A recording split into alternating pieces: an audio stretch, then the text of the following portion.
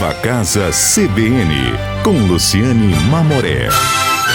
Bom dia de novo, querido ouvinte CBN, sejam todos muito bem-vindos. Eu sou Luciane Mamoré e este é o nosso Viva Casa.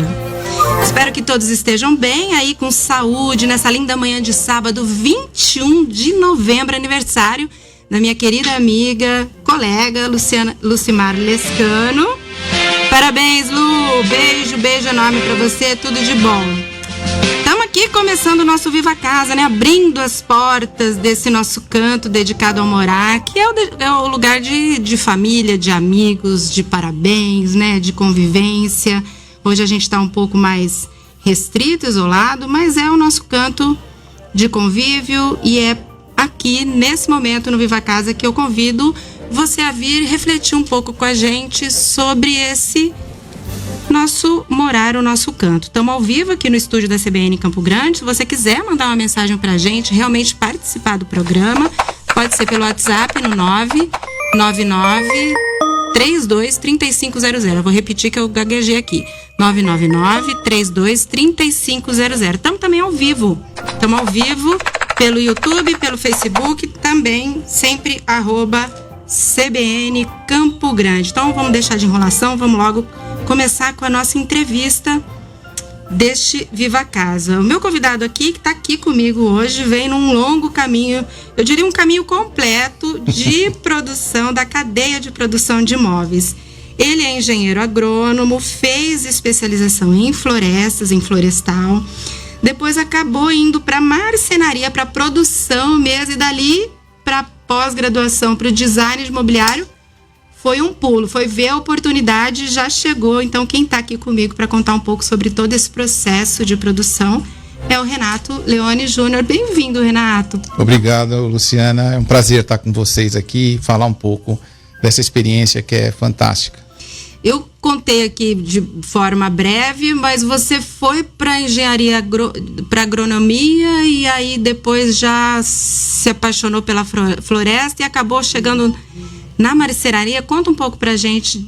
Sim, teoricamente, né? Eu sabia que eu queria ser engenheiro agrônomo desde os meus 6 anos de idade, né? E a agronomia é apaixonante, é uma coisa que isso está dentro de mim, eu não consigo deixar de lado, né? Eu me formei em agronomia, né? Foi uma coisa muito bacana. E logo em seguida eu tive a oportunidade de ser trainee do Citibank em São Paulo. Eu fiquei em São Paulo 5 anos. Como trainee da carteira de crédito rural do Citibank. Então eu viajei muito, conheci muitas empresas grandes, tive contato com muita coisa legal que a gente não tem ideia, né, que funciona esse agronegócio que tem um potencial muito forte, né, no país. Então você estava olhando para a atividade toda e aí acabou indo para a academia fazendo essa especialização em florestas. Aí surgiu, na verdade foi a inquietude, né? Por exemplo, como eu morei e estudei fora de São Paulo, né, da capital, eu não conseguia acostumar voltar esses 5, 6 anos que eu estive no retorno de São Paulo. Gostou do mato, né, Renato? Sempre adorei. A agronomia é uma coisa que fica em você, né? Ela imprime, né, isso. E a gente tinha esse processo, esse projeto de conhecer outros lugares. Eu com a minha primeira esposa, e a gente começou a procurar. E eu consegui, recebi o convite de um grande amigo meu aqui de Campo Grande, fiquei 15 dias aqui em 90. E me apaixonei pela cidade, era uma época que a cidade estava crescendo, a cidade terminava no shopping, né? Uhum. Dali pra frente só tinha chácara, né? Era uma coisa muito engraçada. Chegava ali na Ceará, exatamente. Tinha um retorno e aí eu comecei a ver que eu tinha a possibilidade de desenvolver outros projetos, coisas, sonhos que eu tinha, né? Que na capital, São Paulo, jamais eu teria essa coragem e essa oportunidade. Mas como é que você chegou na marcenaria? Então, e aí uma colega minha, eu tava pensando, né, sobre o processo de floresta, né? Tava começando já a estudar isso para entrar, né, como mestrado, e a gente começou a conversar muito sobre isso e eu descobri que o mestrado em si talvez não me realizaria, né, e talvez o estudo aprofundado de florestas, de biomassa, do comportamento das espécies florestais era mais interessante. E aí isso foi me puxando para a parte industrial. Mais para produção, né? E uma colega minha, que deve ser sua também, a Misca Tomé, sim, que era minha vizinha, né, virou para mim um dia e falou: pô, você tem tanta habilidade, você faz tanta restauração bacana. Porque você eu fazia isso como eu tinha hobby. esse hobby. E aí ela falou: por que você não entra de cabeça nisso? Você conhece muito, né? E foi aí que eu comecei, fui pro Senai, eu comecei lá de baixo. O que você acha que te agregou, Renato, conhecer de floresta para o processo de produção de mobiliário? Tudo. A empatia com espécies florestais é fundamental para você mexer com marcenaria. A madeira conversa com você. Você tem. Nossa, a Renata Tavares, semana passada, esteve aqui falando um pouco sobre o processo de produção dela e ela falamos justamente isso. Parece coisa doida. Não é. Conversa de louco, mas a madeira tem a madeira, ela conversa porque ela, apesar dela estar no estado já, que a gente chamaria teoricamente de morta, ela não está, né? Tem a energia dela. Ela continua vivendo, né? Num processo mesmo de derrubada, porque ela incha, ela murcha, ela absorve água, ela perde água. Ela tem esse mecanismo biológico que ela não vai perder. Que costuma se dizer assim, a madeira trabalha, né? Exatamente. Porque ela segue tendo uma Então eu falo alteração. assim, a gente tem bastante conhecimento de bastantes makers hoje, pessoal que está muito enfronhado nessa área, né? E eu tenho uma pessoa que eu admiro muito, que chama Mori Tebini. Ele fala as coisas, e ele falou uma coisa muito engraçada uma vez, que ele falou assim: se a madeira não responder para você o que ela quer ser, você não vai conseguir tirar nada dela. E uma outra coisa, a árvore demora 100 anos para ficar no estado de maturação, uma árvore de lei. Então você tem que construir móveis que pelo menos durem 70 anos. Precisa respeitar toda essa cadeia. Então, assim, a madeira ela foi entrando na minha vida, eu fui adquirindo conhecimento, fui descobrindo espécies, tinha muita variedade que só se usava para carvão. Então a gente começou a fazer experimentação dessas madeiras para a indústria mobiliária. Para aproveitar de uma maneira mais nobre, né? Exatamente. Renato, eu vou precisar fazer um pequeno intervalo para ouvir o repórter CBN e a gente já volta. Estamos falando aqui, gente, sobre marcenaria, mas mais que isso. Estamos falando até de uma maneira espiritual, né? Desse ritual, dessa produção de móveis. Espero você logo depois do repórter CBN. Já voltamos. Estamos de volta com o Viva Casa CBN. Eu estou aqui hoje com o marceneiro, designer de mobiliário, Renato Leone Júnior. O Renato tem tantas habilidades, né, Renato, que a gente não sabe se chama de engenheiro agrônomo, se chama de marceneiro. Enfim, tudo está dentro da cadeia do mobiliário. Assim, no meu ponto de vista, Renato, a marcenaria é um dos pontos altos do design, da arquitetura de interiores. A marcenaria pode conferir personalidade, beleza, né, funcionalidade principalmente. Qual que é o desafio na hora de você executar esse projeto? Ou o que você como que chega o cliente até você? Ele já sabe o que ele quer. A marcenaria também tem aquela peste de ser uma das partes mais caras. De fato, é um percentual importante dentro do ambiente interno, vamos chamar assim, né? Queria que você contasse um pouco sobre esse processo lá dentro da marcenaria. A marcenaria realmente ela entra no processo, né, da casa no final, né? E é justamente a hora que o cliente ele já postou tudo, ele está realmente, que a gente fala no gargalo, né? Eu acho que o fundamental de uma boa marcenaria é você criar uma empatia primeiro com o teu cliente. Você ter um briefing muito bem elaborado. Isso tanto no processo de quem vai fazer a execução, como no processo de quem fez o projeto, ou está fazendo o projeto, ou está acompanhando. Então, o relacionamento com esses profissionais é muito importante para que tudo funcione, né? A gente precisa ter bons parceiros de design de interiores, bons parceiros de arquitetura. E se isso não tiver no processo, a gente já tem essa habilidade de poder sentar e escutar o cliente. É fundamental, você está falando de sonhos, você está falando de papel, de ideias, Então, tirar do papel essa ideia, exato, né? E um pouco do que você estava falando no primeiro bloco, de fazer, de fato, um móvel que seja durável e que respeite todo o processo da madeira, né? Sem dúvida, isso é fundamental. Mas, acima de tudo, eu acho que um bom projeto de marcenaria é você conseguir atingir o máximo de expectativa do cliente e você propor mobiliários com otimização máxima. Então, assim, a Wood Design ela tem uma premissa muito forte. A gente não cria mobiliário para encher o ambiente. A gente cria mobiliário para satisfazer a sua necessidade, para dar mobilidade naquele espaço, naquele ambiente. Então, por exemplo, a nossa preocupação de utilização, otimização e de você circular no ambiente é muito mais forte do que fazer propriamente o mobiliário. A funcionalidade é um ponto muito importante. Fundamental. Tecnologias que cabem no bolso do cliente. Porque tecnologia é fácil, você hoje abre a internet e cai N propostas. Mas você tem que entender o seu cliente. Porque, assim, tudo que você faz, eu falo assim, se você faz com amor, ela vai durar. Se você está fazendo e não está acreditando naquilo, não vai sair bem feito e não vai acontecer, o teu cliente não vai ficar feliz. E esse tipo de mão de obra, né, exceto os que têm showroom, você vive de indicação, né, de bons trabalhos, onde as pessoas vão ao encontro desses trabalhos, gostam do que vem, têm um feedback positivo e nos procuram. Então, um cliente chama outro, um especificador chama outro. Então, grande networking disso. Eu acho que o alinhavo toda essa cadeia está no arquiteto e no designer de interiores. Sim, bons profissionais, eles criam desafios, né? E esses profissionais também têm esse olhar, precisa ter esse olhar de respeito sobre a produção, né? Sobre a sustentabilidade toda dessa cadeia. Eu acho que quando você cria essa empatia com o projeto, né?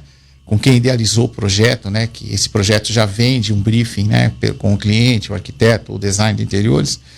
Esse profissional, ele tem que te dar abertura como o construtor, né? A pessoa que vai idealizar, de ele poder te ofertar outras coisas que vão ficar mais interessantes dentro dessa premissa. Então eu falo assim, bons profissionais, eles hoje a gente está, graças a Deus, hoje a gente tem uma leva de profissionais muito abertos, né? Essa meninada nova, esses arquitetos, esses designers, hoje eles querem você no time deles. Trocam muita experiência. Então eles apostam muito naquilo que você tem a oferecer como experiência, né? Mobilidade, abertura, tecnologia, a forma de você fazer e a coisa funcionar, você não ter estresse. Porque o bom projeto é aquele que o teu cliente vai ligar para te falar, poxa, te indiquei. E não aquele que vai ligar para você e falar, tem um problema aqui. Claro. Né? E você fala de tecnologia, a tecnologia está envolvida em mobiliário dentro da oficina, dentro da fábrica, da marcenaria, ou já vem da indústria? Quando você quer dizer tecnologia, para o nosso ouvinte entender, o que engloba o quê? Hoje a marcenaria ela tem acesso a muitas inovações, né? Essas inovações estão disponíveis em sites, disponíveis em grandes empresas, geralmente empresas estrangeiras, né? Marcas sólidas no mercado. O que você precisa é entender o processo. Então você tem que participar de feiras, você tem que estar fazendo esses workshops. Então, mas inovação todo, né? No corte da madeira, inovação em metais, nas dobradiças. Eu vou te dar um exemplo. Por exemplo, em 2011, para ser mais preciso, nós definimos, né, dentro da empresa que a gente ia trabalhar com resíduo zero. Tá? Isso é praticamente impossível, né? Mas é um objetivo. É uma meta, né? É uma meta, foi um objetivo criado. Em 2012, nós fizemos, acho que foi a primeira feira Decom. E nós fizemos 2 ou 3 Decom. Querida Elaine Batista, né? O João Evaristo. João Evaristo, muito legal. Então, e a gente levou uma proposta muito inusitada. A gente pegou todo o lixo da minha marcenaria e a gente criou mobiliário com isso. Então eu criei uma linha que chamava do lixo ao luxo. E isso impactou demais. Então, assim, quando eu entrei na feira, eu achei que eu ia ser massacrado, porque você começa a ver as pessoas montarem estandes gigantes e você começa observar que você está com uma proposta muito fora da caixa, né? Só que ao contrário disso, é o que eu falo sempre, a ousadia, às vezes, ela te beneficia. O que aconteceu com isso? A gente estava num ambiente de 9 metros quadrados com mobiliários criados do lixo da marcenaria, de extrema qualidade. Tá, o que aconteceu? Todas as emissoras de TV foram fazer cobertura no meu estande. Chamou bastante muita atenção. Por quê? atenção. A proposta de sustentabilidade que eu falei para você no começo, nesse bate-papo que a gente teve. Você pensar em sustentabilidade não é você ir comprar uma chapa de MDF ou MDP.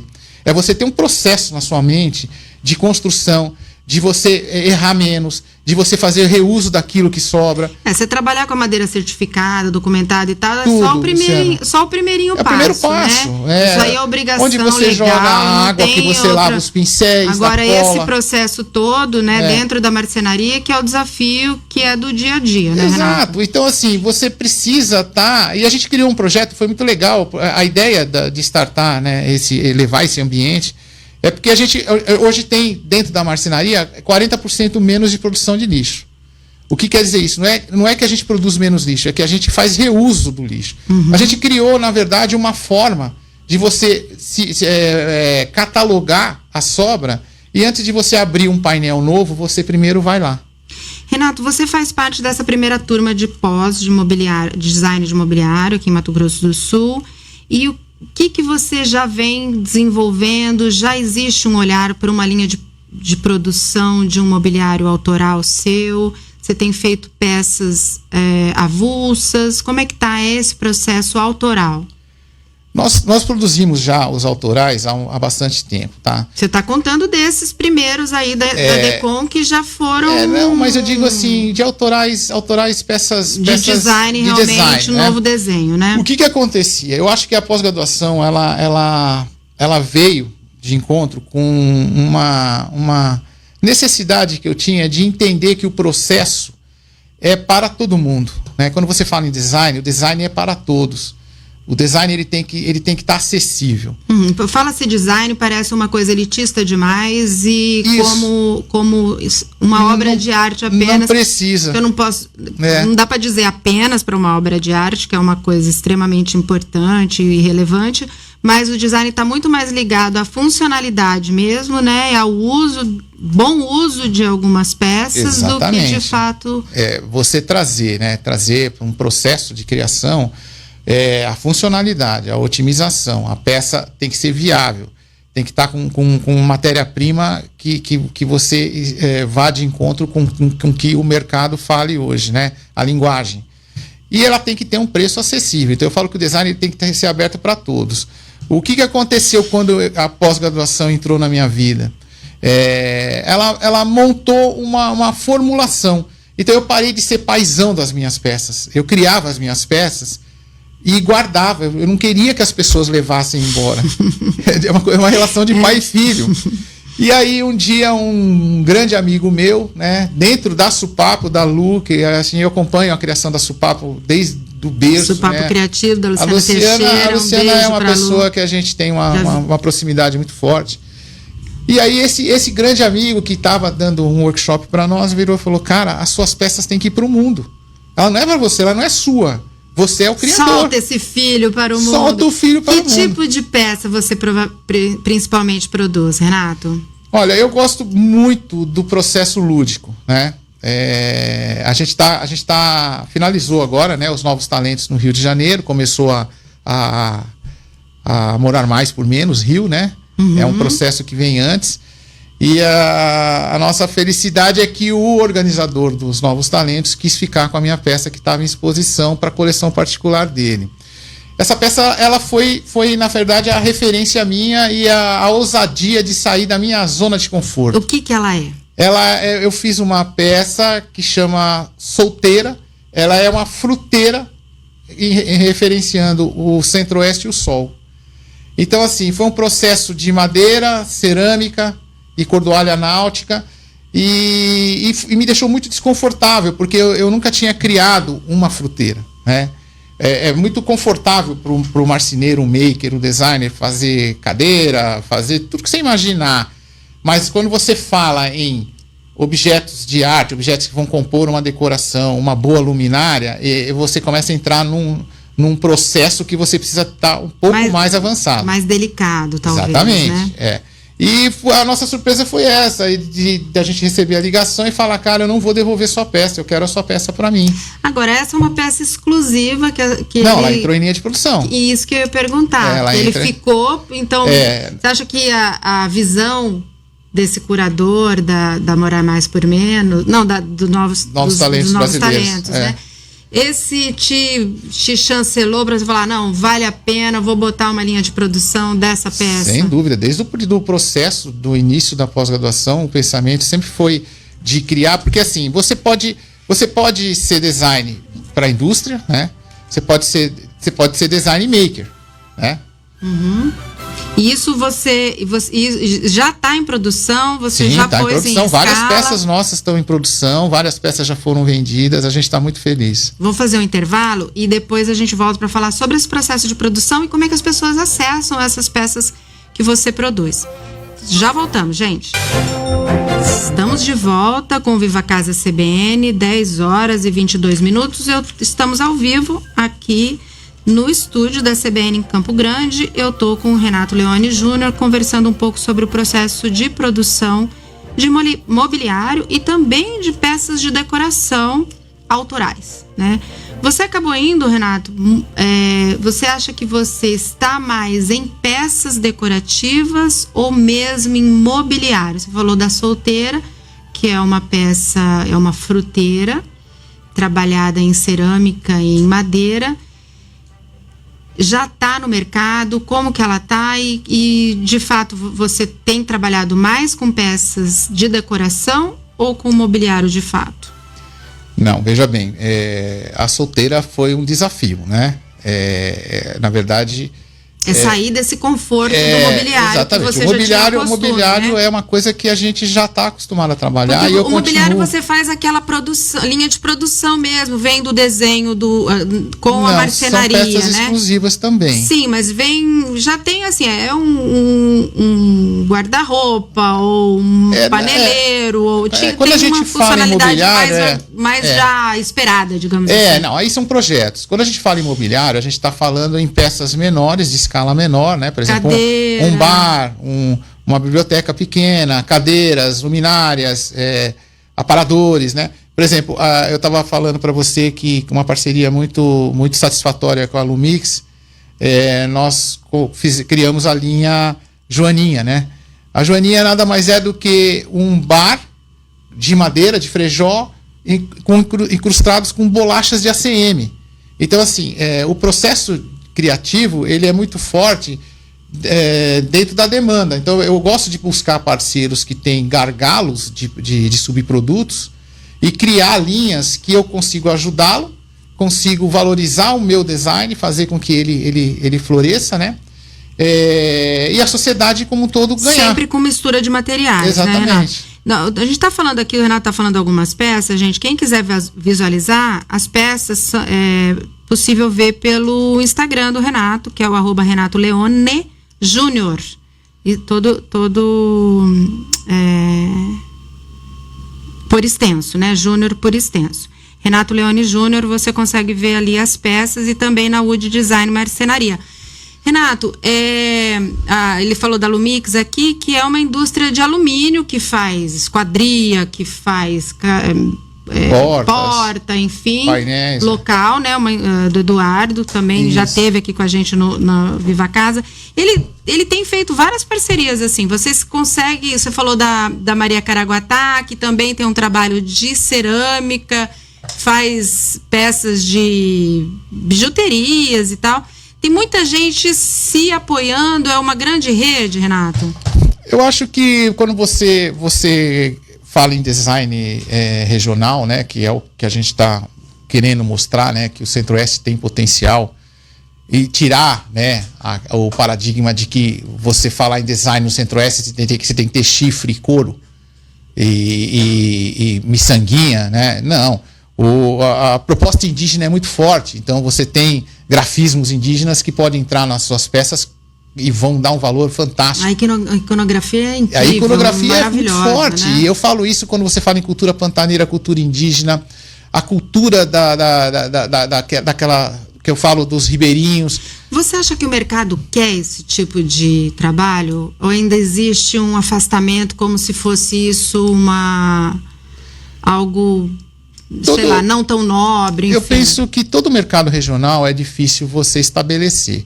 Mas se você pegar, por exemplo, grandes nomes como o Sérgio Matos, que começou lá em Cuiabá, e hoje ele montou o seu estúdio de design lá no Cariri, né, e tem uma loja na Gabriel Monteiro, lá em São Paulo, você vê que o design ele é flutuante. Entendeu? Então, assim, eu vejo que hoje o mercado internacional, como o mercado nacional, produz grandes nomes. Né? Nós temos bons nomes de design nacional que estão indo para fora. Eu vejo que o mercado internacional valoriza muito quando você fala em cultura. E nesses rincões estão esses tesouros escondidos, a gente tem assim, bons que é preciso elevar, né, que trabalham com couro, bons profissionais na cerâmica, bons profissionais na madeira, bons profissionais em qualquer área que você imagina, é muito vasto. Né? E esses profissionais trabalhando de maneira coordenada conseguem fazer, de fato, algo relevante para o mercado. A função do design, na verdade, Luciana, é encostar perto desses profissionais, né, que aprenderam o ofício, que sabem trabalhar, e mostrar que se ele fizer um ponto, fizer um laço, fizer alguma coisa diferente um pouco daquilo que ele está fazendo, o trabalho dele sai daquele estágio, né, de amador, de artesanato, e passa a ser um estágio de peças que tem seu valor. Então, a função do design hoje, eu acho que a função desse grupo que se formou, que está muito forte da pós-graduação, é mostrar para essas pessoas que produzem arte, produzem artesanato, que a gente tem possibilidade de associar, agregar e valorizar as peças como um todo. Todo mundo ganha. Eu acho que um dos grandes valores da pós-graduação de mobiliário, que foi um trabalho feito pela Unigran, né, aqui em Campo Grande, além do conhecimento que trouxe, os profissionais e tudo, foi justamente essa heterogênea turma de várias habilidades que se conheceu ali e acabou criando essas sinergias, essa parceria, né? Verdade. Isso foi um fato, assim, preponderante. Eu acho que foi um grupo muito bacana e a gente criou esse laço. Tem muita gente boa ali dentro. Os frutos estão só por vir ainda, né? A gente teve problema da pandemia, houve alguns atrasos. A gente tem vários projetos juntos já, né? A gente está fomentando. A Audi Design ela veio pro mercado para ser fomentadora. Eu não vim para produzir design para a indústria. Né? Legal.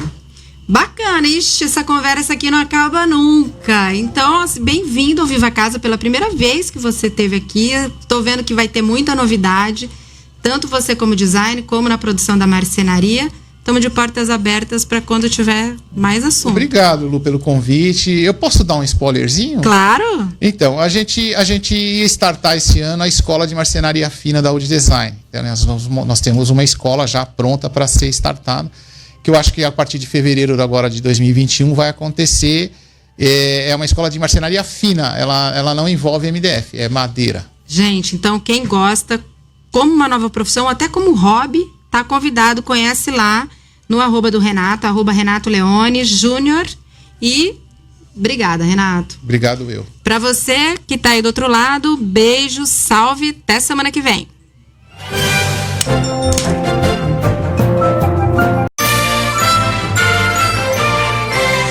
Viva Casa CBN, com Luciane Mamoré.